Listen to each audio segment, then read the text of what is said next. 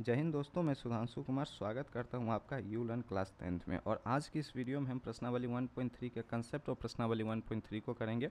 इससे पहले हम लोग वास्तविक संख्या यानी कि जो चैप्टर नंबर आपका 1 था, ठीक है, वास्तविक संख्या बोलते हैं इसको, इसके प्रश्नावली 1.2 तक कंप्लीट कर चुके हैं। अगर आपने, ठीक है, प्रश्नावली 1.1 और 1.2 वाला वीडियो नहीं देखा है, ठीक है, तो पहले आप उसको देख लीजिए, क्योंकि ये आपके लिए भी ज़्यादा अच्छा रहेगा। अगर आप सीरियल बाय चलिएगा तो आपका बेस भी मजबूत रहेगा और चैप्टर भी मजबूत रहेगा, ठीक है। अगर डायरेक्ट आप बीच में किसी वीडियो पे जंप करते हैं तो आपको ज़्यादा कुछ समझ में नहीं आएगा, ठीक है। लेकिन मैं आपको बता देता हूँ, ये जो चैप्टर है प्रश्नावली 1.3, इसका 1.1 और 1.2 से कोई लेना देना नहीं है, ठीक है। इसमें बिल्कुल ही अलग कंसेप्ट है और इसका कोई योगदान 1.1 और 1.2 का कोई योगदान नहीं है, ठीक है। आप डायरेक्ट भी इस वीडियो को देख सकते हैं, लेकिन किसी किसी में क्या रहता है कि सीक्वेंस जुड़ा रहता है, तो हम आपको बता देते हैं कि पहले आप उस वीडियो को देख लीजिए, ठीक है। इसमें कोई दिक्कत नहीं, आप डायरेक्ट इस वीडियो को भी देख रहे हैं तो आपको अच्छे से, बहुत बेहतरीन तरीके से समझ में आएगा। तो बिना समय गवाए हम लोग वीडियो को शुरू करते हैं। तो देख लो, ठीक है, वास्तविक संख्या के इस चैप्टर में हम पढ़ने क्या वाले हैं, हम पढ़ने वाले हैं अपरिमेय संख्याओं का पुनर्भ्रमण, यानी कि बेसिकली हम लोग अपरिमेय संख्या के बारे में पढ़ने वाले हैं। डायरेक्ट डिटेल में हम आपको बता देते हैं। तो बेसिकली यहाँ पर हम अपरिमेय संख्या को सिद्ध करने वाले हैं कि जैसे √2 एक अपरिमेय संख्या, √3 एक अपरिमेय संख्या, √5 एक अपरिमेय संख्या, तो इसको कैसे सिद्ध करना है इसी के बारे में हम इस चैप्टर में पढ़ने वाले हैं और डायरेक्ट क्वेश्चन के माध्यम से हम चीज़ों को समझने का प्रयास करेंगे, ठीक है। और मैं आपको बता देता हूँ, अगर वास्तविक संख्या से, ठीक है, अगर बोर्ड में प्रश्न आते हैं तो प्रश्नावली 1.3 से डायरेक्ट सवाल आता है, तो ये बहुत इंपॉर्टेंट चैप्टर, इसको बिल्कुल भी मिस मत करना। तो सवालों की ओर आगे बढ़ने से पहले एक बहुत छोटा सा कंसेप्ट है, ठीक है, बहुत बेसिक सा कंसेप्ट है, ये आपको मालूम होना चाहिए कि यदि कोई संख्या है ए, ठीक है, जहाँ एक धनात्मक संख्या है, यहाँ पर एक चीज़ छूट गई, जहाँ ए जो है, ठीक है, ए क्या है, एक धनात्मक संख्या है, ठीक है, ए एक धनात्मक संख्या है, ठीक है। तो यदि कोई धनात्मक संख्या ए है, ठीक है, तो अगर उस संख्या का वर्ग, ठीक है, किसी भी संख्या का वर्ग अगर वो किसी अन्य संख्या मान लो p से विभाजित है, तो a भी p से विभाजित होगा, ठीक है। यहाँ पर लिखा नहीं, यदि कोई संख्या a स्क्वायर p से विभाजित है तो a भी p से विभाजित होगा, ठीक है। जैसे मान लो 5 का स्क्वायर है, ठीक है, 5 का स्क्वायर नहीं, हम मान लेते हैं जैसे 2 की पावर 2 का, ठीक है, क्या है, 3 का स्क्वायर है, ठीक है, मान के चलो 3 का स्क्वायर है, ठीक है, या मान के चलो कि 2 का स्क्वायर है, तो 2 का स्क्वायर अगर 2 से विभाजित है, ठीक है, तो लॉजिक से 2 भी क्या होगा, 2 से विभाजित होगा कि नहीं होगा, बिल्कुल होगा। मान लो जैसे 4 का स्क्वायर है, तो 4 का स्क्वायर कितना होता है, 16, ठीक है, तो 4 का स्क्वायर 16, 2 से क्या है, पूरा तरह से विभाजित है, तो 4 भी क्या होगा, 2 से विभाजित होगा, ठीक है, 4 भी क्या होगा, 2 से विभाजित होगा, ठीक है। जैसे मान लो 3 का स्क्वायर किए, तो 3 का स्क्वायर क्या आता है, 9 आता है, तो 9 मान लो जैसे 3 का स्क्वायर 3 से विभाजित है, ठीक है, तो 3 भी जो होगा वो 3 से विभाजित होगा, ठीक है। कहने का मतलब कि अगर कोई संख्या, अगर उसका वर्ग किसी अन्य संख्या से विभाजित है तो वो संख्या भी उससे विभाजित होगी। जैसे यहाँ पर हम 2 का वर्ग किए, तो 2 का वर्ग आता है 4 और ये पूरी तरीके से 2 से विभाजित है, ठीक है। तो 2 का वर्ग चूंकि 2 से विभाजित था, तो ये जो संख्या होगी 2, ये भी 2 से पूरा तरह से कट जाएगा। जैसे 3 का स्क्वायर किए थे तो आया था 9, तो 3 का स्क्वायर 3 से विभाजित है, तो 3 भी 3 से विभाजित होगा। अब जरूरी नहीं 3 ही हो, जैसे मान लो 4 का स्क्वायर है, तो 4 का स्क्वायर होता है 16, तो 16 2 से पूरा पूरा विभाजित है, तो 4 का स्क्वायर करने पर जो संख्या आया वो 2 से पूरा पूरा कट जाएगा, तो ये जो संख्या था 4, ये भी 2 से पूरा पूरा कटेगा, यही चीज़ कहना है, ठीक है। और हम आपको पहले बता चुके हैं, जैसे 4 जो है वो 2 से पूरा पूरा कट जाता है, यानी 4 का एक क्या है, गुणनखंड है 2, ठीक है, 4 का एक गुणनखंड यानी कि फैक्टर है 2, ठीक है, 4 का एक गुणनखंड यानी कि फैक्टर है 2, ठीक है। इस चीज़ को आपको ध्यान देना है, तो ये एक पॉइंट आपको ध्यान देना है। बाकी सवालों के माध्यम से हम चीज़ों को समझने का प्रयास करेंगे, ठीक है। परिमेय और अपरिमेय के बारे में हम आपको पहले बता चुके हैं, ठीक है, क्या होती है, यहाँ पर हम उसको सिद्ध करना सीखेंगे कि सिद्ध कैसे किया जाता है। जैसे पहला आपका उदाहरण नंबर 9 है कि सिद्ध कीजिए कि √3 एक अपरिमेय संख्या है, ठीक है। तो ध्यान दो, इस पूरे चैप्टर में, ठीक है, 1.3 का जो चैप्टर है, इस पूरे चैप्टर में जब भी हमको मिलेगा कि सिद्ध कीजिए कि एक अपरिमेय संख्या, और यही पूरा चैप्टर में ही है, ठीक है, 1 2 3 सवाल है और तीनों में आपको अपरिमेय संख्या सिद्ध करना है। तो हम चलेंगे कैसे, हम इसका विरोधाभास मान लेंगे। जैसे हमको सिद्ध करना है कि √3 एक अपरिमेय संख्या है, तो हम मान लेंगे कि √3 एक परिमेय संख्या है, ठीक है। हाँ, कहे गए प्रश्न का उल्टा, ठीक है, प्रश्न में कह रहा है कि सिद्ध कीजिए कि √3 एक अपरिमेय संख्या है, तो हम करेंगे क्या बबुआ, ध्यान समझना, ट्रिक है इस चीज़ का, कि सवाल में कह रहा है कि सिद्ध कीजिए कि √3 एक अपरिमेय संख्या है, ठीक है, तो हम मान लेंगे कि √3 एक परिमेय संख्या है, ठीक है। ये होगा इस सवाल को सॉल्व करने का तरीका, ठीक है। यहाँ पर लिखेंगे हम, ठीक है, अच्छे अच्छे सुंदर अक्षर में हल, ठीक है, और फिर यहाँ पर हम लिख लेंगे कि माना √3 एक परिमेय संख्या है, ठीक है, √3 क्या है, एक परिमेय संख्या है। परिमेय संख्या है, ठीक है। अब कोई भी परिमेय संख्या है, ठीक है, तो परिमेय संख्या को हम किस रूप में लिख सकते हैं? हम आपको बताए थे कि परिमेय संख्या को, ठीक है, हम लोग क्या लिख सकते हैं, ठीक है, पी बाई क्यू के रूप में लिख सकते हैं, ठीक है। लिख सकते हैं कि नहीं लिख सकते, आप ही बताओ, ठीक है। तो बोलेंगे भैया बिल्कुल लिख सकते हैं। जैसे कोई भी परिमेय संख्या होती है तो उसको किस रूप में लिखते हैं? पी बाई क्यू के रूप में लिखते हैं, ठीक है। इसलिए यहाँ पर लिख देंगे, इसलिए √3 बराबर पी बटा क्यू, ठीक है। और पी बटा क्यू में जहाँ पी एंड क्यू क्या होता है? पी एंड क्यू पूर्णांक होता है, ठीक है। पी एंड क्यू पूर्णांक तथा सह अभाज्य संख्या होती है, ठीक है। क्या होती है? सह अभाज्य संख्या होती है, ठीक है। अब यहाँ पर कोई ये बच्चा तो नहीं है जिसको सह अभाज्य क्या होता है ये मालूम ना हो, ठीक है। अगर कोई नहीं है तो सुन लो, सह अभाज्य का मतलब ये नहीं कि अभाज्य संख्या। सह अभाज्य मान लो 4 और 5 ये दोनों भी सह अभाज्य है। दो संख्या जिसका HCF 1 होता है, ठीक है, उसी को सह अभाज्य करते हैं, यानी जिसमें कुछ कॉमन ना हो। तो यहाँ पर हमने √3 को एक परिमेय संख्या मान लिया।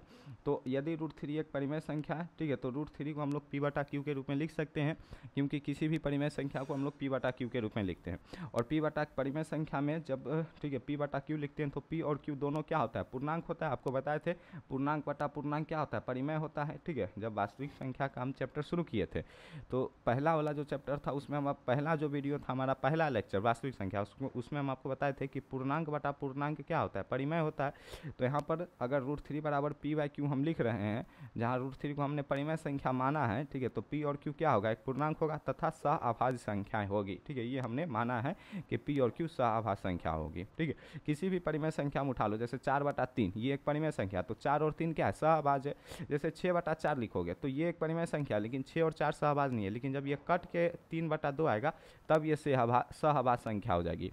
तो परिमेय संख्या में जो ऊपर और नीचे पूर्णांक लिखा रहता है एक्चुअल में दोनों सहअभाज्य होते हैं। कोई भी परिमेय उठा लो, जैसे 11/7 सहअभाज्य है, तो 11 और 7 क्या है? ठीक है, सहअभाज्य। मान लो 6/3 लिखा तो 3 से तो ये कट जाएगा पक्कम पक्की, तो 2 1 आएगा, 2 1 क्या है? सहअभाज्य संख्या है। तो √3 को हम लोग पी बटा क्यू के रूप में लिख देंगे, ठीक है, जहाँ पी और क्यू क्या होगा? एक पूर्णांक होगा तथा सहअभाज्य होगा। उसके बाद हम लिखेंगे वर्ग करने पर, ठीक है, या फिर यहाँ पर मान लो हमने, ठीक है, √3 को इस पार किया, ठीक है, तो √3 को इस पार किया तो ये हो जाएगा √3 बराबर में पी, ठीक है। अब इसको कह देंगे समीकरण 1 और अब लिख देंगे दोनों तरफ वर्ग करने पर, ठीक है। हमारा पहला प्रोसेस क्या था कि √3 को अपरिमेय संख्या सिद्ध करना है, तो √3 को हम लेंगे एक परिमेय संख्या मान लेंगे। परिमेय संख्या इसको मान लिया तो इसको पी बटा क्यू के रूप में लिख सकते हैं, किसी भी परिमेय संख्या को जहाँ पी और क्यू एक पूर्णांक है। परिमेय संख्या में ऊपर और नीचे जो लिखा रहता है एक पूर्णांक होता है तथा सहअभाज्य होता है। तो क्यू को क्रॉस मल्टीप्लाई किए तो √3 बराबर पी बन गया, इसको समीकरण 1 कह दिए, ठीक है। उसके बाद लिख देंगे दोनों तरफ वर्ग करने पर, ठीक है, दोनों तरफ वर्ग, ठीक है, करने पर। अगर हम समीकरण 1 में दोनों तरफ वर्ग करते हैं, ठीक है, तो ये √3 का वर्ग हो जाएगा, ठीक है, बराबर में पी का वर्ग हो जाएगा। √3 का वर्ग करेंगे, ठीक है, तो 3q², ठीक है, बराबर में क्या हो जाएगा? p² हो जाएगा, ठीक है। क्या हो जाएगा? 3q² बराबर में p² हो जाएगा, ठीक है। अगर हम यहाँ से q² लिखना चाहें, मान लो यहाँ से हम न्यू टेब ले लेते हैं, हमको क्या आया है? हमको आया है 3q² बराबर में p², ठीक है। तो अगर हम q² बराबर लिखे तो ये p² बटा में 2 आ जाएगा, ठीक है। इसको कह देंगे समीकरण 2, ठीक है, इसको कह देंगे समीकरण 2, बस कुछ नहीं। q² बराबर में क्या आ गया? p² बटा में 2, ठीक है। अब ध्यान दो, जब किसी भी संख्या के बटा में 2 है, p² बटा में 2, ध्यान समझो, p² बटा में 2। अब p क्या है? ठीक है, जैसे मैंने आपको पीछे वाली संख्या में क्या बताया कि, सॉरी, पीछे वाला स्लाइड में, कि p और q एक पूर्णांक है। तो आपको मालूम होना चाहिए कि अगर p एक पूर्णांक है तो p का वर्ग करें, p का घन करें, p में 2 की गुना करें, p में कोई अन्य पूर्णांक जोड़ दे तो आता एक पूर्णांक ही है। तो चूंकि p एक पूर्णांक है, ठीक है, स्क्वायर, तो p का स्क्वायर जो होगा ये भी एक पूर्णांक होगा, ठीक है। और इसके बटा में है 2, इसका मतलब कि p² 2 से विभाजित है, ठीक है। p² क्या है? 2 से विभाजित है, ठीक है। तो अगर p² 2 से विभाजित है तो हम कह नहीं सकते कि p भी 2 से विभाजित होगा।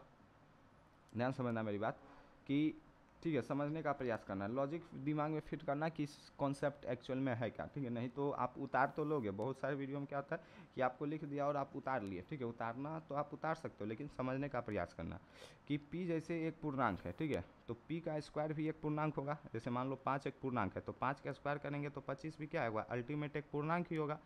तो p² 2 से विभाजित है तो p भी क्या होगा? 2 से विभाजित होगा। और जब किसी पूर्णांक को 2 से हम भाग देंगे तो उसके बाद भी एक पूर्णांक ही आएगा, उसके बाद भी क्या आएगा? एक पूर्णांक ही आएगा, ठीक है। ये चीज़ आप मानते हो कि नहीं मानते हो? ठीक है, मानते हो, एक पूर्णांक ही आएगा। तो वही चीज़ है यहाँ पर लिखना कि समीकरण 2 से हम कह सकते हैं, या समीकरण 2 से, ठीक है, समीकरण 2 से चूँकि p², ठीक है, 2 से विभाजित है, 2 से विभाजित विभाजित है, ठीक है। इसलिए P भी 2 से विभाजित होगा, P भी 2 से क्या होगा, विभाजित होगा, ठीक है। अब ध्यान दो, विभाजित होगा, ठीक है, ये एक चीज़ हम लिख दिए। अब ध्यान समझो, ठीक है। चूंकि P भी 2 से विभाजित होगा, यानी P का एक गुणनखंड 2 होगा। जब कोई संख्या मान लो जैसे 16 है, ये 2 से पूरा पूरा कट जाता है, तो 16 का एक गुणनखंड होता है कि नहीं होता है। तो जब 16 का गुणनखंड करते हैं तो 2 आता है कि नहीं आता है, तो बोलेंगे भैया बिल्कुल आता है। तो अगर P 2 से विभाजित है तो P का एक गुणनखंड है 2, यानी P 2 का मल्टीपल है, ठीक है। जैसे 16 2 से पूरी पूरी कट जाती है, तो 16 2 का मल्टीपल है, 2 8 16, ठीक है। 2 और इंटू में कुछ है, ये मान लो ये कोई कांस्टेंट के है, तो P अगर 2 से विभाजित है तो P जो है वो 2 का मल्टीपल है, ठीक है। तो यहाँ से P बराबर 2 आ जाएगा, ठीक है। P बराबर 2 के आ जाएगा, ठीक है। इसको कर देना समीकरण 3, जहाँ पर K भी क्या होगा, एक कांस्टेंट या फिर एक पूर्णांक होगा। यहाँ पर ये जो K आया है ये भी एक कांस्टेंट या फिर एक पूर्णांक ही होगा, ठीक है। कांस्टेंट वैल्यू भी पूर्णांक ही होती है। तो यहाँ से हम P बराबर 2 के लिख सकते हैं। अब क्या करेंगे, ठीक है, ध्यान समझना, हम करना क्या चाह रहे हैं एक्चुअल में। हम करना ये चाह रहे हैं कि यहाँ पर हमने P और Q को क्या माना है, सहअभाज्य माना है। एक चीज़ समझना कि अगर आपने माना है परिमेय संख्या, माना परिमेय संख्या, ठीक है, आपने जो माना है, ठीक है, कंसेप्ट में आगे आगे चलते चलते इसका विरोध, ठीक है, इसका विरोध यानी इसका उल्टा चीज़ आ जाता है। जैसे यहाँ पर P और Q को हमने सहअभाज्य माना है, अगर हम ये प्रूव कर दें कि P और Q अभाज्य है तो यहाँ विरोधाभास की स्थिति, क्या सॉरी भाज्य है तो विरोधाभास की स्थिति उत्पन्न हो जाती है।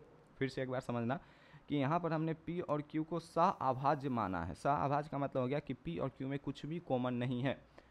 अगर हम P और Q को भाज्य बना दे, भाज्य का मतलब हो गया कि P और Q में कुछ कॉमन ला दे, ठीक है, कुछ भी कॉमन ला दे। सहअभाज्य का मतलब होता है, ध्यान समझ लेना एक बार, कि दोनों संख्या में कुछ कॉमन ना हो। जैसे 4 और 5 ये सहअभाज्य है, इसमें कुछ कॉमन है नहीं, तो P और Q को यहाँ पर हमने माना सहअभाज्य है।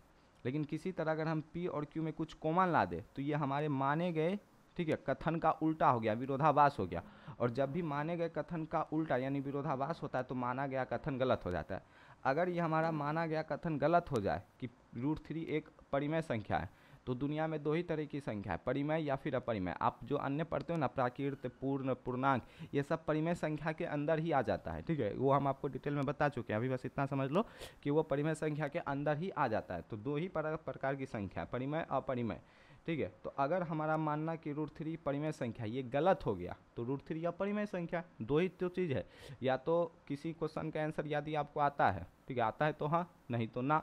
तो इसी प्रकार √3 अगर परिमेय संख्या नहीं है तो अपरिमेय है, ठीक है, डेट्स इट। तो हम क्या करेंगे इस पूरे सवाल में या पूरे प्रश्नावली 1.3 में, ठीक है, हम केवल अपने माने गए कथन को गलत साबित करने का प्रयास करेंगे, ठीक है। हमारा माना गया कथन है कि √3 एक परिमेय संख्या, जहाँ को परिमेय संख्या तो P/Q के रूप में लिख दिया और P और Q सहअभाज्य है। बस हम यहाँ सहअभाज्य का मतलब हो गया कि P और Q में कुछ भी कॉमन नहीं है, बस हम P और Q में कॉमन लाने का प्रयास करेंगे कि P और Q में कुछ कॉमन है। तो यहाँ से तो P बराबर 2 के आ गया, बस इस 2 के का मान हम समीकरण 2 में रख देंगे, ठीक है। यहाँ पर लिख देना P का मान समीकरण 2 में रखने पर, ठीक है, P का मान समीकरण 2 में रखने पर, ठीक है, ये माना हो गया, ठीक है। P का मान, ठीक है, यहाँ पर लिख देते हैं P का, ठीक है, मान समीकरण 2 में रखने पर, ठीक है, समीकरण, ठीक है, 2 में रखने पर, ठीक है। तो अगर P का मान समीकरण 2 में रखते हैं तो समीकरण 2 हमारा क्या है, Q² बराबर P² यानी कि 2K का स्क्वायर बटा में 2, ठीक है। तो यहाँ से आपको Q² बराबर क्या आ जाएगा, 2K का स्क्वायर यानी कि 4K² बटा में 2, ठीक है। अब यहाँ से 2 से 2 कट जाएगा तो Q² बराबर 2K², ठीक है। यहाँ पर K नहीं, इसको K1 मान लेना, 2K1², ठीक है। तो अगर 2 को इस पार करें, ठीक है, तो Q² अपॉन में 2 बराबर आ जाएगा, ठीक है, K1 का स्क्वायर, ठीक है। तो K1² बराबर आ जाएगा Q² बटा में 2, ठीक है। अब इसको कह देना तुम समीकरण नंबर 4, ठीक है। अब ध्यान समझो, फिर से आ गया Q² बटा में 2 यानी कि Q² 2 से विभाजित है, ठीक है। Q² क्या है, 2 से विभाजित है। अगर Q² 2 से विभाजित है तो हम कह सकते हैं कि सर Q भी 2 से विभाजित होगा। यहाँ पर लिख देना समीकरण नंबर 4 से, ठीक है, समीकरण 4 से, ठीक है। चूँकि Q², ठीक है, 2 से विभाजित है, Q² क्या है, 2 से, ठीक है, विभाजित है, ठीक है, ठीक है। तो Q भी क्या होगा, 2 से विभाजित होगा, Q भी 2 से विभाजित होगा, ठीक है। Q भी क्या होगा, 2 से विभाजित होगा, ठीक है। अगर Q 2 से विभाजित है तो हम Q बराबर मान लेंगे 2K2, ठीक है। 2K2 क्यों मान लेंगे, 2 से विभाजित होने का मतलब Q 2 का मल्टीपल है, इसलिए Q बराबर मान लिए 2K2, ठीक है। इसको कह देंगे समीकरण नंबर 5। अब ध्यान दो, ठीक है, हमको P बराबर आया है 2K1 यानी कि 2 का मल्टीपल है P, ठीक है। और q बराबर आया है 2k2, यानी कि q का भी मल्टीपल, q भी 2 का मल्टीपल है और p भी 2 का मल्टीपल है, क्योंकि p बराबर 2k1 का मतलब हो गया कि 2 में किसी k1 संख्या से गुना किए तब जाके हमको p आया, यानी कि p के अंदर 2 है, ठीक है ना, समझना। p बराबर 2k1 का क्या मतलब हुआ, k1 एक पूर्णांक है, इस पूर्णांक में जब हम 2 से गुना किए तब p पूर्णांक आया, यानी कि p के अंदर 2 छुपा हुआ है, p का एक मल्टीपल 2 है। और q बराबर आया 2k2, यानी कि k2 पूर्णांक में जब 2 से गुना किए तब q पूर्णांक आया, यानी कि q के अंदर भी 2 छुपा है, ठीक है, p के अंदर भी 2 छुपा है, q के अंदर भी 2 छुपा है, ठीक है। तो समीकरण नंबर 3 और समीकरण नंबर 5 से हम कह सकते हैं कि p और q में 2 क्या है, कॉमन है, 2 उभयनिष्ठ है। p और q में ध्यान दो, ठीक है, समीकरण नंबर 3 और समीकरण नंबर 5 से हम ये कह नहीं सकते हैं कि p और q में क्या है, 2 उभयनिष्ठ है। अगर यहाँ से ये साबित हो गया कि p और q में 2 उभयनिष्ठ है, लेकिन हमने माना p और q सहअभाज्य है, लेकिन आ गया p और q में 2 उभयनिष्ठ है, तो ये तो विरोधाभास की स्थिति उत्पन्न हो गई। हमने माना कि p और q सहअभाज्य है, लेकिन p और q में 2 कॉमन आ गया, यानी कि हमारा माना गया ये जो कथन था ये तो गलत था, ठीक है, समझना प्रयास करना। हमने माना कि p और q भैया सहअभाज्य है, सहअभाज्य का मतलब हो गया कि इसमें कुछ कॉमन नहीं है, ठीक है, सहअभाज्य है, जैसे आप हो, ठीक है, और आपके जैसा कुछ है, लेकिन आपका और उसमें गुण में कुछ कॉमन नहीं है, लेकिन बाद में चला कॉमन है, कुछ कुछ कुछ गुण पता चल गया साथ रहे तो पता चला हाँ कि मेरे और इसमें कुछ गुण कॉमन है, तो पहले जो आप सोचते थे वो तो गलत सोचते थे। वही चीज़ यहाँ पर आ गया, समीकरण देखो कि p बराबर 2k1 यानी कि p में 2 है, q बराबर आ गया हमको 2k2 यानी कि q में भी 2 है, p में भी 2 है, q में भी 2 है, यानी कि p और 2 में 2 कॉमन है। हमने माना था p और q सहअभाज्य है, यानी कि हमारा माना गया कथन गलत है। यहाँ पर लिख देंगे कि समीकरण 3 और समीकरण 5 से हम कह सकते हैं कि p और q में 2 उभयनिष्ठ है, अतः हमारा माना गया कथन कि p और q सहअभाज्य तथा √3 एक सहअभाज्य ये गलत है, अतः हमारा मानना कि √3, चूँकि पहले ये मानना p और q सहअभाज्य ये गलत है, तो p बटा q एक परिमेय संख्या ये भी गलत है, क्योंकि p बटा q जब परिमेय संख्या होती है तो वो दोनों सहअभाज्य होती है, और सहअभाज्य मानना अगर गलत है तो p बटा q बराबर ये जो √3 आया है परिमेय संख्या ये भी गलत है, और √3 हमारा परिमेय संख्या मानना गलत है, तो √3 एक अपरिमेय संख्या है, क्योंकि दो ही तरह की संख्या परिमेय और अपरिमेय। यहाँ पर लिख देंगे कि समीकरण 3 तथा 5 से, ठीक है, समीकरण 3, ठीक है, एंड 5 से, ठीक है, हम कह सकते हैं कि ठीक है, कह सकते हैं कि, ठीक है, क्या कह सकते हैं कि p तथा q में क्या है, ठीक है, 2 उभयनिष्ठ है, ठीक है, उभयनिष्ठ बोले तो कॉमन, ठीक है, 2 उभयनिष्ठ बोले तो कॉमन, ठीक है, कॉमन है, ठीक है, कॉमन है, ठीक है, अतः, ठीक है, अतः हमारा मानना, ठीक है, मानना कि p और q सहअभाज्य है गलत है, p और q सहअभाज्य है गलत है, ठीक है, ये हमारा मानना क्या है, गलत है, ठीक है, अतः, ठीक है, ठीक है, √3 अतः लास्ट में लिख देना, अतः हमारा मानना, ठीक है, अतः हमारा मानना कि √3 एक परिमेय संख्या है यह भी गलत है, √3 एक परिमेय संख्या है, ठीक है, परिमेय संख्या है गलत है, ठीक है। जब √3 हमारा मानना कि परिमेय संख्या ये चीज़ गलत है तो √3 क्या है, अपरिमेय संख्या है, ठीक है, तो लास्ट में लिख देंगे अतः √3 एक अपरिमेय संख्या है, ठीक है, अतः √3 एक अपरिमेय संख्या है, ठीक है, √3 एक, ठीक है, अपरिमेय संख्या है, ठीक है, ये हो गया आपका प्रूव्ड, ठीक है, ये क्या हो गया आपका प्रूव्ड हो गया कि √3 एक अपरिमेय संख्या है, ठीक है। इस तरीके से आपका उदाहरण नंबर 9 कंप्लीट हो गया। अब ध्यान दो, ये एक टाइप हो गया, ठीक है, अगर कहीं आपको √3 अपरिमेय संख्या सिद्ध करने के लिए मिल जाए, या √2 मिल जाए, ठीक है, या √5 मिल जाए, या √7 मिल जाए, ठीक है, आपको यही 4 मिलेगा, इसके अलावा कुछ नहीं मिलेगा, जान लो, चारों का प्रोसेस सेम है, ठीक है, √3 मिले, ठीक है, √2 मिले, √5 मिले, √7 मिले, ठीक है, चारों का ही प्रोसेस सेम है। ये जो हम आपको लिखाएं इसको अच्छे से नोट कर लेना, और जब √5 मिले तो जहाँ जहाँ √3 लिखे बस उसके जगह √5 कर देना और डिट्टो छाप देना। अगर √7 मिल रहा है तो जहाँ जहाँ √3 लगा लिखा है उसके जगह √7 लिख देना और डिट्टो छाप देना। अगर √2 मिलता है तो √2 के 3 के जगह 2 रख देना और डिट्टो छाप देना, ठीक है, ये एक टाइप हो गया। अगर इस तरीके से मिलता है तो एक टाइप का प्रश्न इस तरीके से आप साबित कर सकते हैं कि वह अपरिमेय संख्या है, ठीक है। आई होप आपको मज़ा आया होगा, समझ में आया होगा कि कैसे साबित करना है, क्या लॉजिक था पीछे, ठीक है। ये जो एक एक लाइन लिख के कुछ कुछ बच्चा क्या होता है कि यहाँ से लिख लिए और उसको प्रैक्टिस कर करके धंगार दिए। लॉजिक समझ में आया पीछे कि क्या था, ठीक है। तो समझ लो, मज़ा आ गया। इस वीडियो में हम यहीं रहने देते हैं, ठीक है। अगली वीडियो में हम उदाहरण 10 और इससे आगे के उदाहरण भी करेंगे, ठीक है। Thank you so much.